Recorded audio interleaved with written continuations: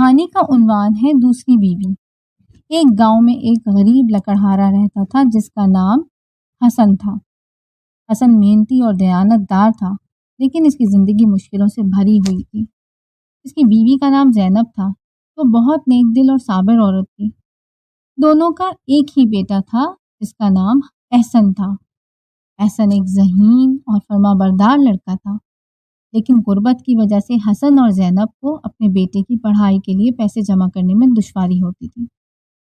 ایک دن حسن جنگل میں لکڑیاں کاٹ رہا تھا کہ اچانک اسے ایک امیر آدمی ملا۔ امیر آدمی نے حسن کو دیکھا اور کہا، تم بہت محنتی ہو، لیکن تمہاری زندگی اتنی سخت کیوں ہے؟ اگر تم میری بیٹی سے شادی کر لو تو میں تمہیں بہت دولت دوں گا۔ حسن نے حیران ہو کر پوچھا، لیکن میری ایک بیوی اور بیٹا ہے، میں دوسری شادی کیسے کر سکتا ہوں؟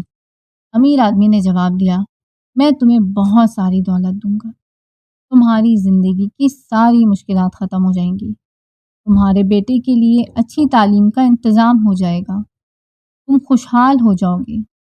حسن نے کچھ لمحوں کے لیے سوچا، پھر لالچ میں آ کر امیر آدمی کی بیٹی سے شادی کرنے پر راضی ہو گیا۔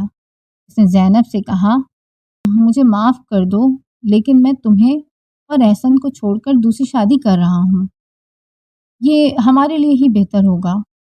زینب نے آنسوؤں کے ساتھ کہا، میں تمہیں روک نہیں سکتی، لیکن یاد رکھو دولت سب کچھ نہیں ہوتی، محبت اور اعتماد سب سے زیادہ قیمتی ہوتے ہیں۔ حسن نے اس کی بات سنی انسنی کر دی اور دوسری شادی کر لی۔ اس سے بہت ساری دولت مل گئی، لیکن اس کا دل مطمئن نہیں تھا۔ نئی بیوی بہت غرور والی تھی اور اس کے ساتھ بہت برا سلوک کرتی تھی۔ حسن جلد ہی سمجھ گیا تھا کہ اس نے بہت بڑی غلطی کر دی ہے۔ دوسری بیوی کی وجہ سے حسن کا گھر کا سکون تباہ ہو گیا۔ وہ پہلی بیوی اور بیٹے کو یاد کرنے لگا، لیکن اب اس کے پاس واپسی کا کوئی راستہ نہیں تھا۔ ایک دن جب حسن بہت بیمار ہو گیا، اس کی نئی بیوی نے اس کا کوئی خیال نہیں رکھا اور اسے گھر سے باہر نکال دیا۔ حسن کے پاس کوئی اور راستہ نہ تھا سوائے اس کے کہ وہ اپنی پہلی بیوی اور بیٹے کے پاس واپس چلا جائے۔ وہ تھکے قدموں سے اپنے پرانے گھر گیا۔ جب زینب نے حسن کو دیکھا تو اس کے دل میں ابھی بھی اس کے لیے ہمدردی تھی۔ اس نے حسن کو اندر بلایا اور اس کی دیکھ بھال کی۔ احسن بھی اپنے باپ کی مدد کرنے کے لیے آگے بڑھا۔ حسن نے اپنی غلطی کا اعتراف کیا اور زینب سے معافی مانگی۔ میں نے لالچ میں آ کر تمہیں اور احسن کو چھوڑ دیا تھا، لیکن اب مجھے سمجھ آ گیا ہے کہ حقیقی خوشی پیسوں میں نہیں، محبت اور ایمانداری میں ہوتی ہے۔ زینب نے مسکرا کر کہا، میں نے تمہیں پہلے ہی کہا تھا کہ دولت سب کچھ نہیں ہوتی، انسان کی قدر اس کی محبت اور اخلاق سے ہوتی ہے۔